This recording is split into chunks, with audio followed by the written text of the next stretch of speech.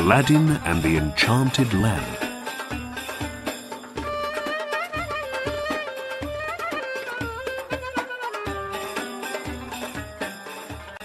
Chapter 1. Help from a Rich Man. Many years ago, in a city in Arabia, there was a boy called Aladdin. He lived with his mother in a little house near the market, and they were very poor. Aladdin's mother worked all day, and sometimes half the night, but Aladdin never helped her. He was a lazy boy, and he did not like to work.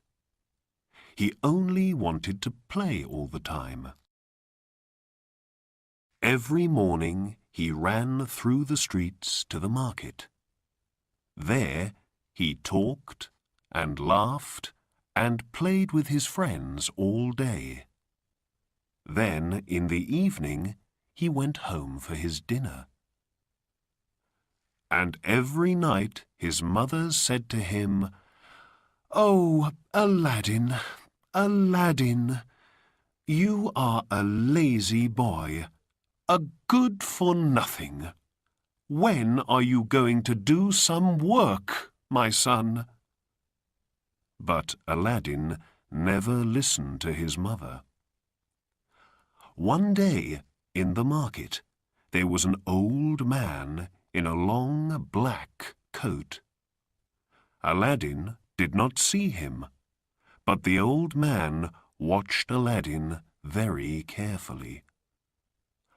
After some minutes, he went up to an orange seller and asked, "That boy in the green coat, who is he?" "Aladdin, son of Mustafa," was the answer. The old man moved away. "Yes," he said quietly, "yes, that is the boy. The right name and the right father."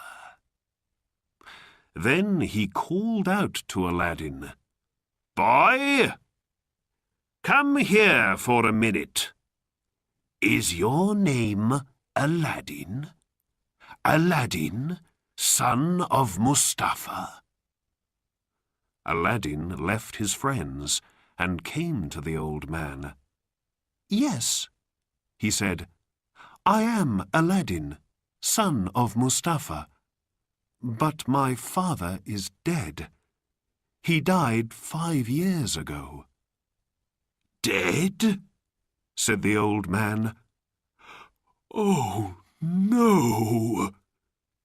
He put his face in his hands and began to cry. "Why are you crying?" asked Aladdin. "Did you know my father?" The old man looked up. "Mustafa was my brother," he said.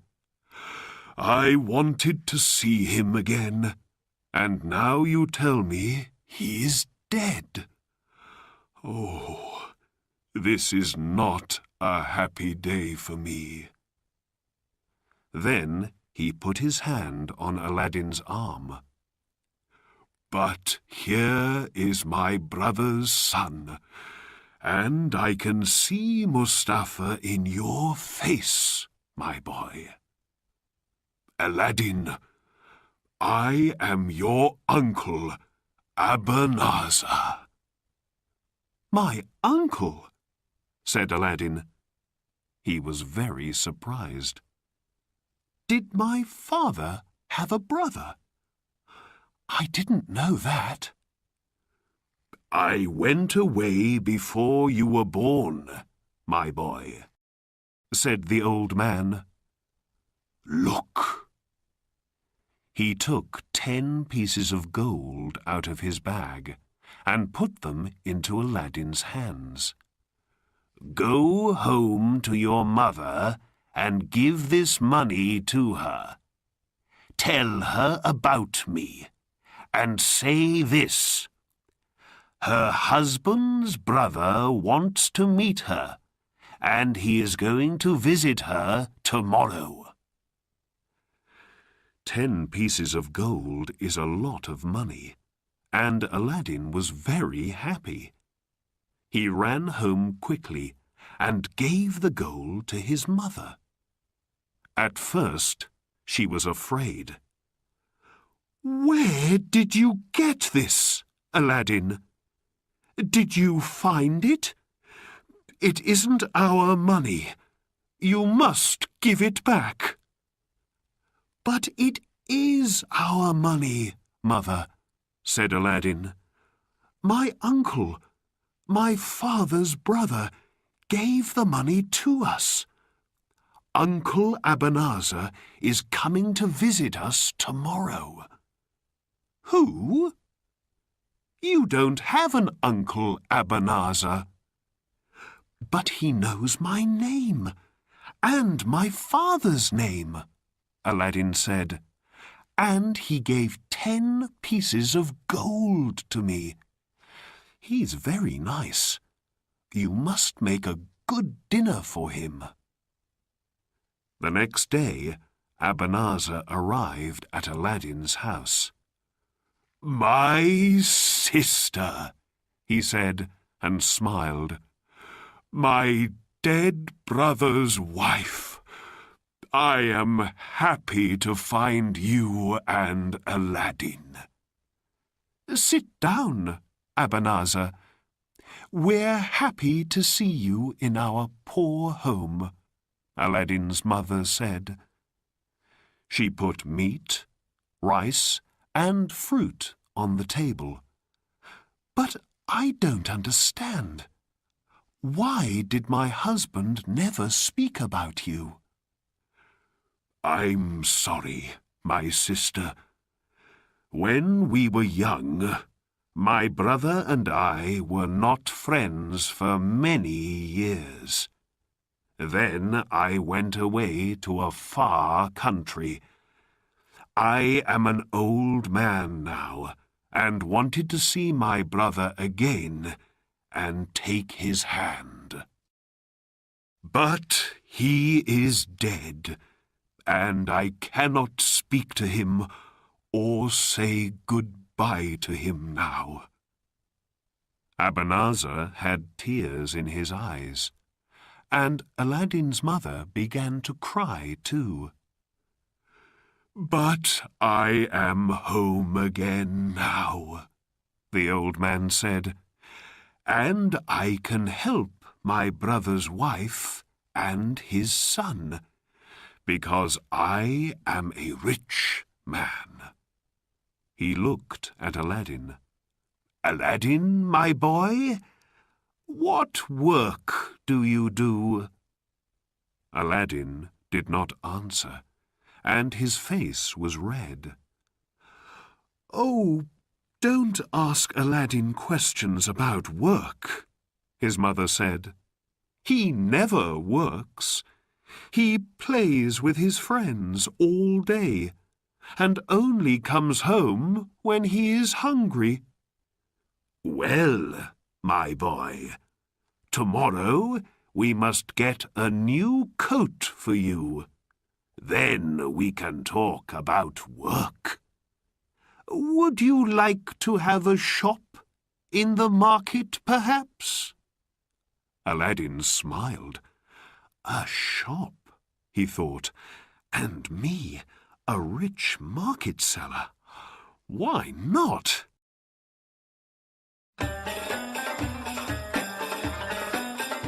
Chapter 2. A Walk to Nowhere.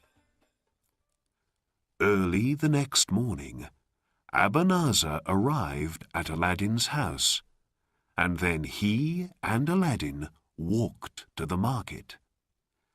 "First of all, we must look at coats," Abanazar said. Soon Aladdin had an expensive new coat, and he felt very happy. Then Abanazar and Aladdin walked through the market and looked at the shops. They drank coffee, talked to people, and had a very good dinner. It was a wonderful day for Aladdin. On Friday, when the market was closed, Abanazar took Aladdin to the beautiful gardens in the city. They walked under the trees and talked about a shop for Aladdin. "You are very good to me, Uncle," Aladdin said. Abanazar smiled. "But of course," he said, "you are my brother's son. Now, let us leave the city and go up into the hills. There is something wonderful there, and you must see it." They left the gardens, walked past the Sultan's palace, and out of the city up into the hills. They walked for a long time, and Aladdin began to feel tired. "It's not far now," said Abanazar. "We're going to see a beautiful garden, more beautiful than the garden of the Sultan's palace." At last, Abanazar stopped. "Here we are," he said. Aladdin looked, but he could see no gardens on the hills. "Where is this garden, Uncle?" he said. "First we must make a fire," said Abanazar. Aladdin did not understand, but he made a fire for his uncle on the ground. Then Abanazar took some powder out of a small box and put it on the fire. He closed his eyes and said, "Abracadabra!" At once, the sky went dark. Black smoke came from the fire, and the ground under the fire began to open. Then the smoke went away, and in the ground there was now a big white stone with a ring in it. Aladdin was very afraid. He began to run away, but Abanazar took his arm and hit him on the head. For a minute or two, Aladdin could not speak or move. Then he cried, "Why did you do that, Uncle?" "You must be a man now, not a child," said Abanazar. "I am your father's brother, and you must obey me. Don't be afraid. In a short time, you're going to be a rich man. Now, listen carefully." He took Aladdin's hand. "Only you can move this stone. Put your hand on the ring and say your name and your father's name." Very afraid, Aladdin put his hand on the ring. It was not hot, but very cold. "I am Aladdin, son of Mustafa," he said. The stone moved easily, and now Aladdin could see stairs under the ground.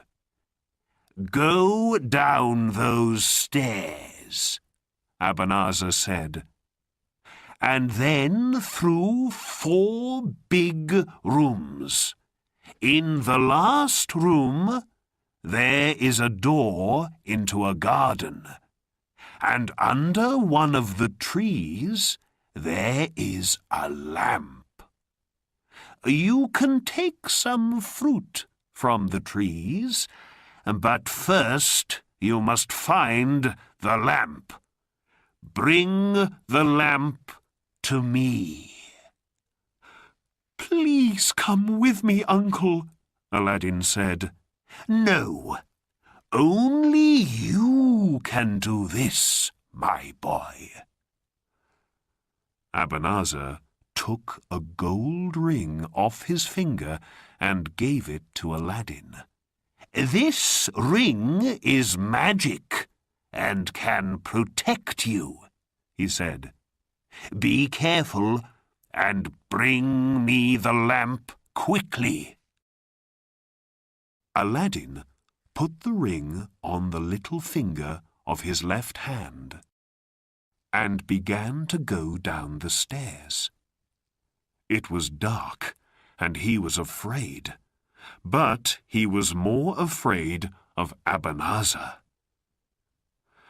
And Aladdin was right to be afraid, because Abanazar was not his uncle. He was a magician from Morocco, and he wanted this lamp very much. It was a magic lamp, and only a poor boy from the city could get it for him, a boy called Aladdin. Aladdin went down 100 stairs and into the first room. Down here it was not dark, and he went quickly through the rooms to the door into the garden. There were trees in the garden, with beautiful fruit of different colours, white, red, green, and yellow. He soon found the lamp under one of the trees. "Why does my uncle want this dirty old lamp?" he thought. He put it in his pocket.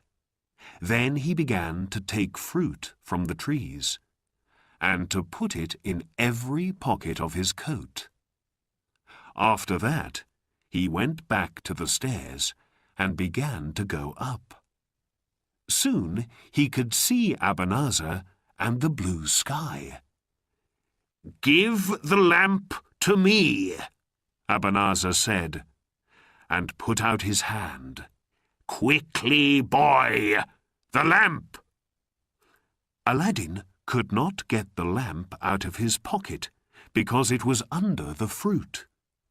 He looked at Abanazar's angry face and was afraid. "First, help me out. Then you can have the lamp," he said. "Please, Uncle." "First, the lamp," cried Abanazar. "Give me the lamp." "No," Aladdin said. "You good-for-nothing! You dog!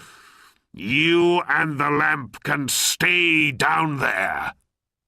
Angrily, Abanazar ran to the fire and put more powder on it. "Abracadabra!" he called. The big white stone moved again, and now Aladdin could not see the sky. He was in the dark, under the ground, and could not get out.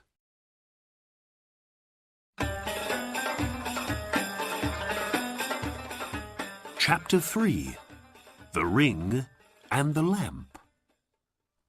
"Uncle Abanazar! Uncle!" Aladdin hit the stone, but nothing moved. "Don't leave me here, please!" Aladdin put his ear to the stone, but he could hear nothing. "I am Aladdin, son of Mustafa," he said, and listened again. But the stone did not move. Then Aladdin began to cry. "What am I going to do? He thought, and put his head in his hands. After a time, he began to feel hungry, and took some of the fruit out of his pocket. He put some in his mouth, but he could not eat them. "These are stones, not fruit," he thought. "I'm going to die down here." For 3 days and 3 nights, Aladdin sat on the stairs and waited, but no help came. On the 3rd day, he remembered Abanazar's ring on his finger, the ring to protect him. He could not see the ring in the dark, so he put his right hand on it. Whoosh! There was a sudden noise, and blue smoke came out of the ring, and then, out of the smoke, came a big genie. "I am here, master. I am here," the genie cried.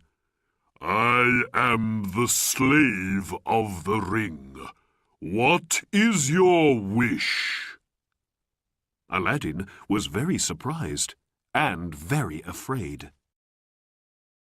At first he could not speak. Then he said, "Take me out of here." "To hear is to obey," the genie said, and a second later, Aladdin was back on the hills under the blue sky. There was nobody there, and the fire was cold and black. Happily, Aladdin began to walk home. When he got there, his mother was very happy to see him. "Oh, Aladdin," she cried, "what happened to you? And where is your uncle?" "Abanazar is not my uncle, Mother. He is a magician and a bad man. He nearly killed me." Then Aladdin told his mother all about the fire, the magic stone, and the garden under the ground. "Oh, I am very tired, Mother," he said. "I must sleep." Aladdin closed his eyes and slept for many hours. The next morning he opened his eyes and said, "Mother, I'm hungry." "My son, I'm sorry," she said. "We have no rice or meat in the house. We have nothing. I must sell your new coat and get some rice with the money." Then Aladdin remembered the lamp from the garden. "Wait a minute, Mother," he said. "Take this lamp and sell that first." "That dirty old thing," Aladdin's mother said. "I must clean it first." She began to rub it, and whoosh! Noise, fire, and red smoke came from the lamp, and out of the smoke came a very big genie. "I am the slave of the lamp," cried the genie. "What is your wish, mistress?" Aladdin's mother was afraid and could not speak. But Aladdin said, "Bring rice and meat to us. We are hungry."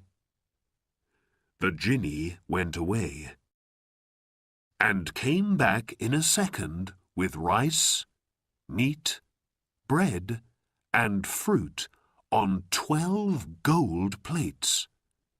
He put the plates in front of them and went away. Aladdin and his mother ate and ate. Then Aladdin took one of the plates to the market and sold it for 2 pieces of gold. Every day after that, Aladdin rubbed the lamp, and when the genie came, Aladdin said, "Bring us rice and meat." And every day he sold the gold plates. Soon Aladdin and his mother were rich.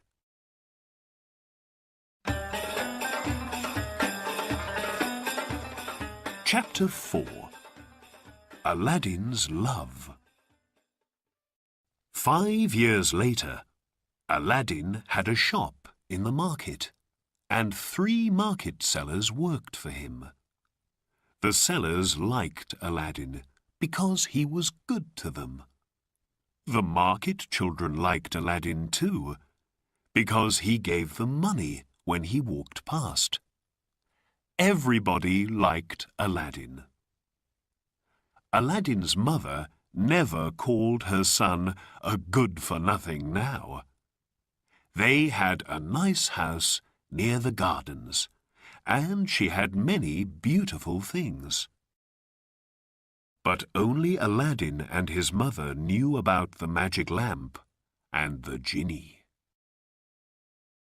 One day, Aladdin heard a noise in the street and stopped to listen. "The Sultan's daughter is coming," he heard. "Princess Badur al-Budur is coming." 6 slaves carried the princess through the streets in a litter, and the people stopped to watch. "Princess! Princess Badur al-Budur!" they called. Aladdin watched when the litter came past him, and he saw the princess's face. She was beautiful, with big, dark eyes, the most beautiful woman in Arabia. The litter went past Aladdin, but for some minutes he did not move. Then he ran home. "Mother! Mother! I saw the Sultan's daughter, Princess Badur al-Budur, in the street." Aladdin's face was white. "I must have the princess for my wife." "But Aladdin," his mother began. "No buts, mother. I love the princess, and I want to marry her. Go to the Sultan and ask for me." "Me? Go to the Sultan's palace? Oh, no, no, no," Aladdin's mother said. "Listen, my son. The daughters of a sultan do not marry poor boys from the city. But we are not poor now, mother, and we can give the sultan something for his daughter. Wait." Aladdin went away and got the fruit from the magic garden under the ground. Now, of course, he knew it was not fruit, but white, red, green, and yellow jewels. "Take these jewels, mother, on a gold plate," he said, "and give them to the Sultan." So the next day, Aladdin's mother carried a gold plate with many beautiful jewels on it to the Sultan's palace. She went into a long room, but when she saw the Sultan, his vizier, and all his slaves, she was very afraid. So she waited quietly in the room and spoke to nobody. In the evening, she went back home again with the jewels. Aladdin was very angry with her. "Mother, you must speak to the Sultan," he said. "I have no father to do this for me. You must help me. I must marry the princess. I love her."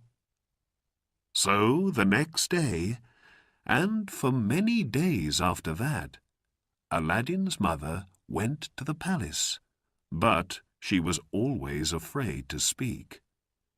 In the end, the Sultan saw her and asked his vizier, "Who is that woman? Why does she come to the palace every day?" The vizier spoke to Aladdin's mother. "Do you want to speak to the Sultan? Yes? Come with me." The vizier took Aladdin's mother to the Sultan, and she put her head on the ground at his feet. "Get up, woman. Why do you come here every day?" the Sultan asked. "Speak, woman." "Your Majesty," Aladdin's mother said quietly, "I have a son, a good young man. He is called Aladdin. He loves your daughter, Princess Badur al-Budur. He cannot sleep or eat because of her. He wants to marry her." The Sultan laughed. "What? Marry my daughter? Your son?" "Your Majesty, these jewels are for you, from my son, Aladdin." And Aladdin's mother put the gold plate with the jewels in front of the Sultan's feet. Everybody looked at the jewels, and the long room was suddenly very quiet. Then the Sultan spoke. "These are very beautiful jewels," he said. "No man in Arabia has jewels more wonderful than these. Your son is a rich man, a good husband for my daughter." The vizier did not like to hear this, because he wanted the princess to marry his son. "Your Majesty," he said quietly in the Sultan's ear, "my son is a rich man too. Give him 3 months, and he can find better jewels than these." "Very well," said the Sultan, and to Aladdin's mother he said, "Your son must wait for 3 months, and then perhaps he can marry my daughter." Aladdin's mother went home to tell Aladdin, and the vizier went away to speak to his son. And every day, for 2 months, the vizier's son came to the Sultan and gave him gold and jewels and many beautiful things. For 2 months Aladdin waited happily. But one day his mother came home from the market and said, "Oh, Aladdin, Aladdin, the princess is going to marry the vizier's son. I heard it in the market. Everybody's talking about it." When Aladdin heard this, he was very unhappy. "What can I do?" he thought. He put his head in his hands and thought for a long time. And when night came, he took out the magic lamp and rubbed it. Whoosh! "What is your wish, master?" said the genie of the lamp. "Bring Princess Badur al-Budur to me," said Aladdin. "To hear is to obey." In a second, the genie was back with the princess asleep in his arms. He put her carefully on a bed, and then the princess opened her eyes and saw Aladdin. "Who are you?" she asked, afraid. Aladdin took her hand and looked into her eyes. "My name is Aladdin, and I love you," he answered. "I cannot live without you, and I want to marry you." Badur al-Budur saw the love in his eyes and smiled. She closed her eyes again. Then the genie carried her back to the Sultan's palace. The next morning, she remembered Aladdin's eyes. "There is no love in the eyes of the vizier's son," she thought. "He thinks only of gold and of jewels." So the princess went to her father. "I do not want to marry the vizier's son," she said. "I want Aladdin for my husband." The Sultan was very surprised. "What can we do?" he said to his vizier. "My daughter wants to marry this man Aladdin. He is a rich man, it is true, but who is he?" "Ask him," said the vizier quickly, "for more of those beautiful jewels on 40 gold plates and 40 slave girls with 40 slaves. Nobody is that rich." "Very good," smiled the Sultan, and said to his slaves, "Bring Aladdin's mother to me." When Aladdin's mother arrived, the Sultan said, "So, your son wants to marry my daughter. But first he must give me 40 gold plates with jewels, 40 slave girls with 40 slaves must carry the plates to me. Then my daughter can be his wife." Aladdin's mother went home and told her son, and Aladdin smiled. This was easy for the genie of the lamp, of course, and the next day, when Aladdin went to the palace, everybody in the city came out to watch. First came 40 slave girls in dresses of gold, and every girl carried a gold plate with wonderful jewels on it. After them walked 40 slaves in coats of gold, and last came Aladdin on a beautiful white horse. "What do you say now?" the Sultan said quietly to the vizier when he saw all these wonderful things. "Aladdin must marry my daughter. How can I say no?" And the Sultan went to Aladdin and took his hands. "My son," he said, "you can marry my daughter tonight."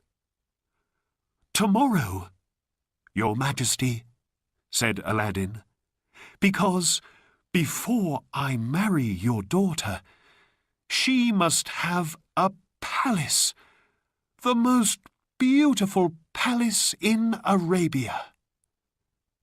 The genie of the lamp worked all night, and the next morning the Sultan saw from his window a beautiful new palace with gardens of fruit trees and flowers. "Wonderful," he said. "Black magic," said the vizier quietly. That night Aladdin married Badur al-Budur, and they lived happily in the new palace.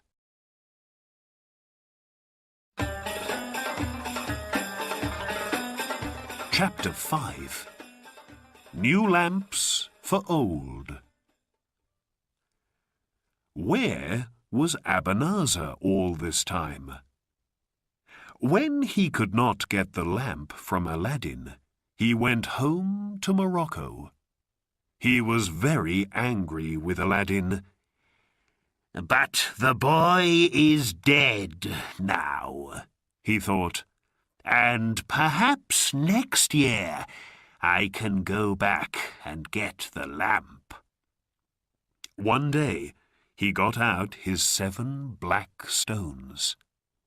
These stones were magic, and when he put them in water, the water could tell him many things. Soon he could see the magic lamp in the water, but it was not under the white stone in the Arabian hills. It was in a palace. "How did this happen?" said Abanazar. "I must go back to Arabia and find this palace." After some months, he arrived again in the city in Arabia. Soon he saw the new palace and asked a man in the street, "Who lives there?" "That's Aladdin's palace," was the answer. "Princess Badur al-Budur's husband, a good man and very rich." Abanazar said nothing and walked away. "That lazy, good-for-nothing boy," he thought angrily. "So he has the magic lamp, and he knows about the genie. How can I get the lamp back?" For the next week, Abanazar watched Aladdin's palace. One day, Aladdin and his friends left the palace to go hunting in the hills. "Good," Abanazar thought. "Now I can get the lamp." After Aladdin left, Princess Badur al-Budur went into the palace gardens. She sat under a tree and looked at the flowers. Then she heard a noise in the street and called her slave girl Fawzia. "What's the matter? Who's making that noise?" she asked.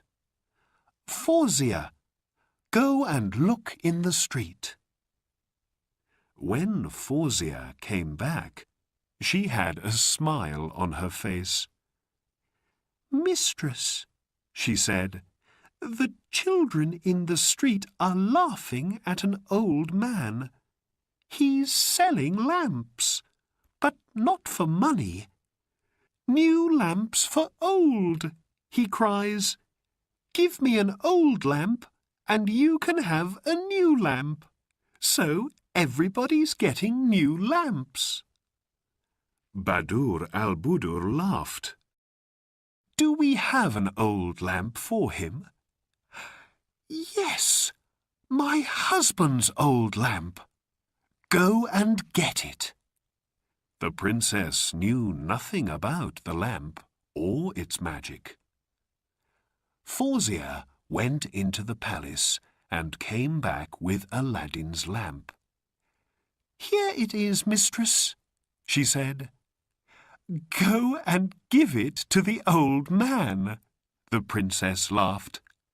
"Aladdin can have a nice new lamp." Fawzia went out into the street with the lamp. "New lamps for old?" the old man called, and the children behind him laughed and called, "New lamps for old!"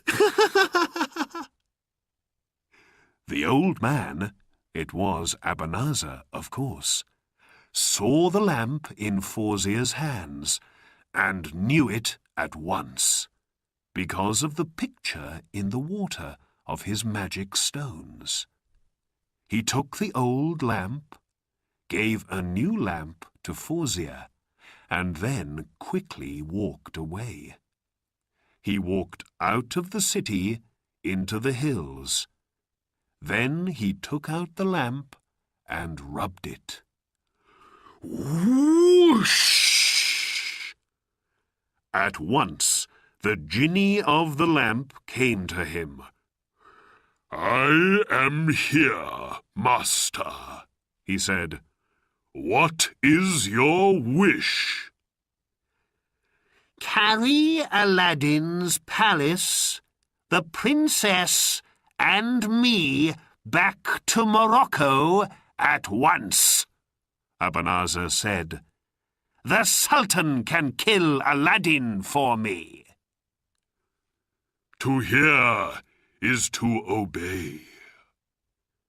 In a second, Ebenezer, the palace, the gardens, and the princess were in Morocco, and in front of the Sultan's palace there was now only a little red smoke.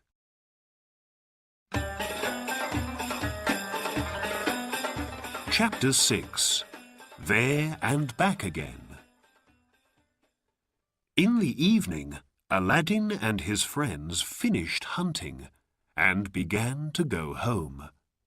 Suddenly, a friend said, "Aladdin, look! The Sultan's men are coming, with swords in their hands. What do they want?"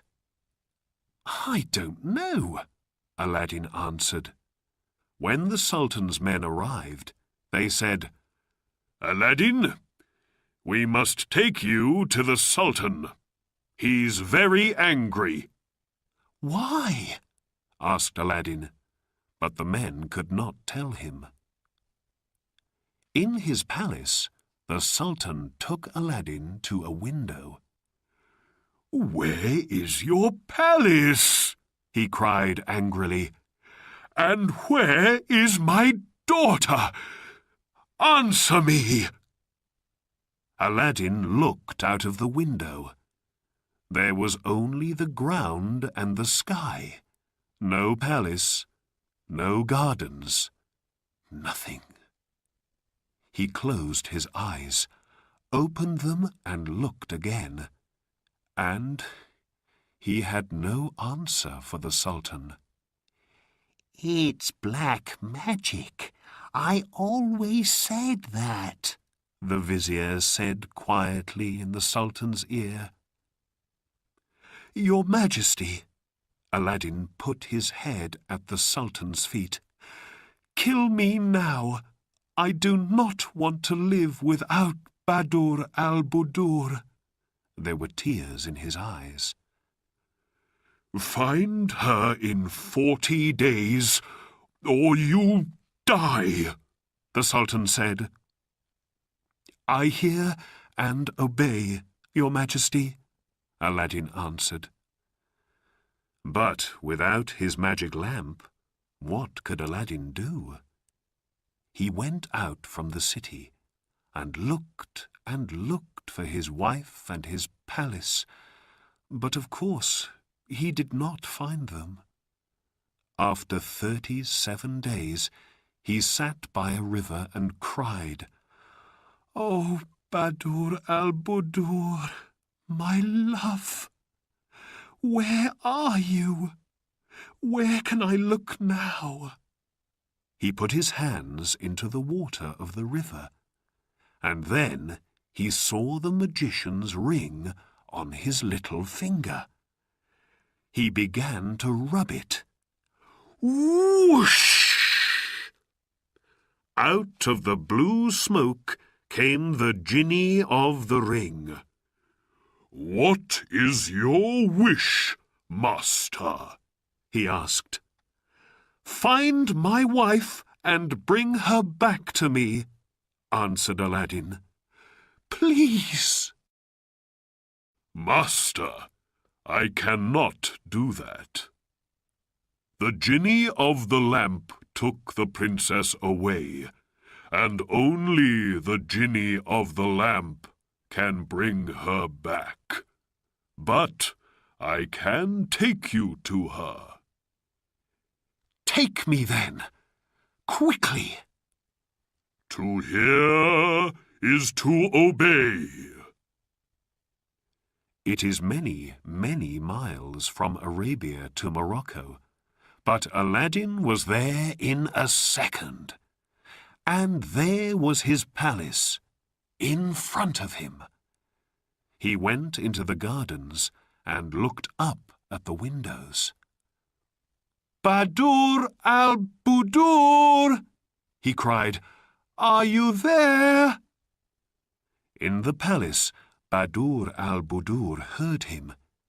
"Is that Aladdin?" she thought. "But he is far away in Arabia." She went to the window, opened it, and looked out.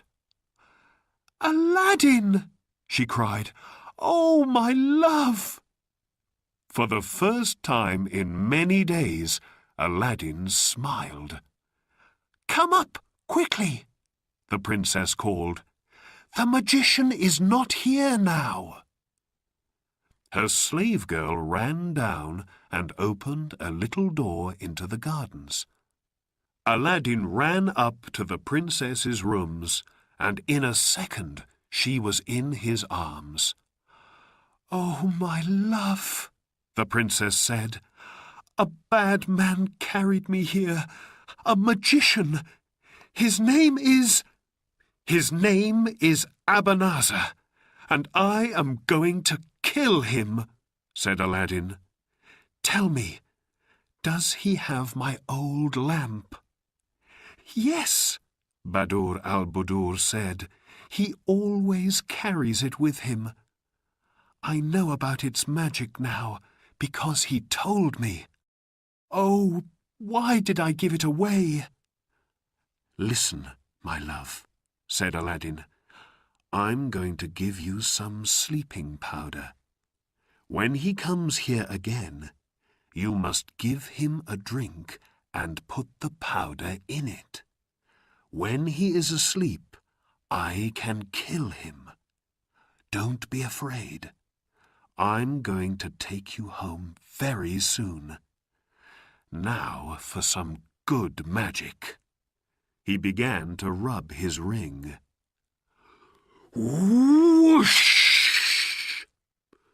"What is your wish, master?" said the genie of the ring. "Bring me some sleeping powder," said Aladdin. "To hear is to obey." In a second, the genie was back with some sleeping powder. Then Aladdin and the princess waited for Abanazar.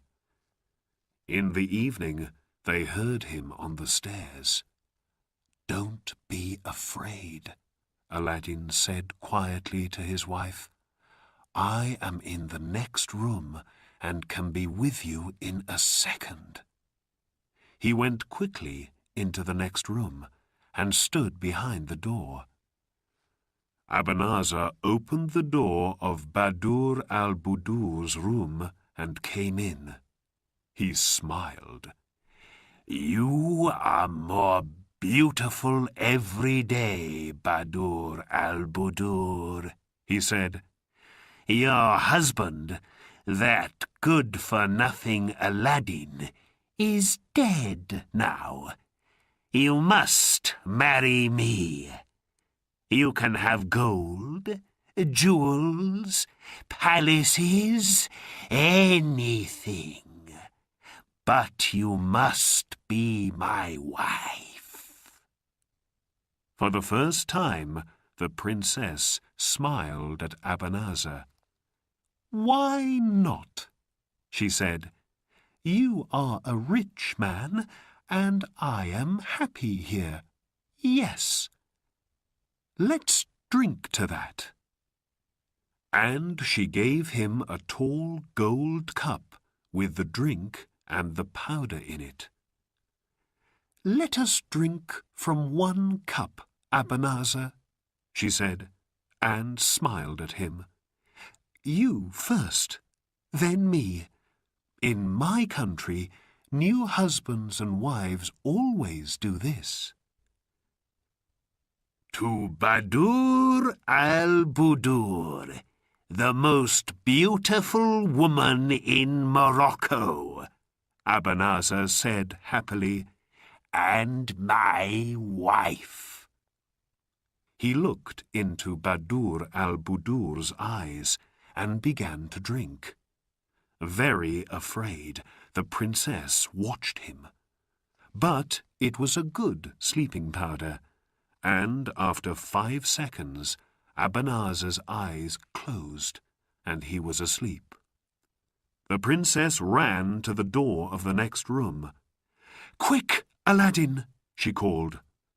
Aladdin ran in with his sword and saw the sleeping magician.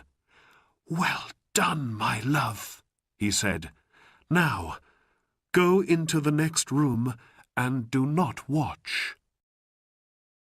Badur al-Budur ran to the next room and closed the door. Aladdin put his hand in Abanazar's pocket and took out the lamp.